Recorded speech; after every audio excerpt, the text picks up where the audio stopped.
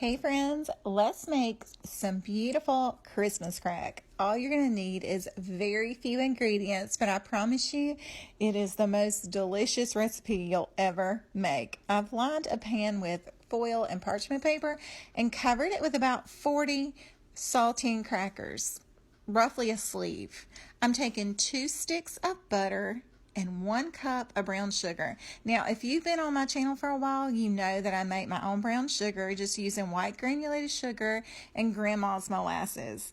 Y'all, you're just going to take this and as slowly and gently as you can, because you're going to turn it on medium heat, you're going to let it boil. You're going to melt it. I constantly stir, and this is about 5 minutes of letting the butter and the brown sugar melt together. Look how beautiful it is. It wasn't quite bubbly till now. Once it starts bubbling, you're going to set it for 2 minutes and let it bubble. Do not leave it. Continue to stir it here, y'all. Once it's off the heat, just pull it to the side, pull it off the heat and add 1 teaspoon of vanilla. After you give it the teaspoon of vanilla, make sure you stir it really, really well here because you're going to start noticing that it's going to thicken up. Just give it a good stir, y'all. It is, at this point, it is the most beautiful caramel. Take your pan of saltine crackers here, and like I said, it's roughly 40 crackers, give or take here, and you're just going to top those delicious crispy crackers with this amazing caramel mix. Look at that, y'all. Just gently and slowly, because you don't want to pour like one big gob because those saltine crackers will absorb it.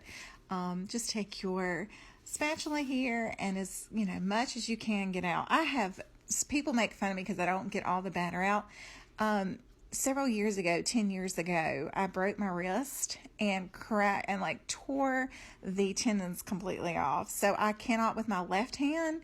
It is very hard for me to hold things. I have a screw and a rod and a pin in my left wrist. So people make fun of me for not emptying things out of the pan, but that's why I have no strength in my left wrist whatsoever. Now you're going to take this caramel and gently take it across all the crackers because you don't want those crackers flipping and flopping on you. Just spread it as evenly as you can here. That caramel is extremely hot, so it'll start to melt into the crackers. It's so good.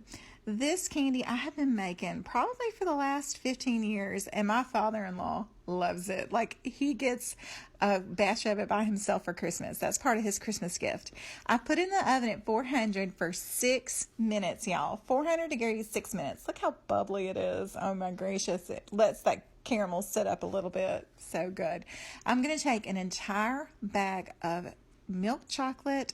You could use white chocolate, any kind of chocolate you want, but I'm using milk chocolate chips here. And I'm just going to let it sit on that for just a few minutes, maybe 2 minutes. Once those chocolate chips start to get like kind of shiny, I'll start taking my spatula and kind of blending it in and letting it melt. I mean, I guess the caramel's so hot that it melts beautifully. Here again, just have patience, let it sit up. I'm going to top mine with some pretty sprinkles. Of course, you can do pecans or M&Ms or anything you want. Pretzels would be delicious. Anything you want here. Look how beautiful that toffee sits up, y'all. Try it. Christmas crack. Let me know what you think.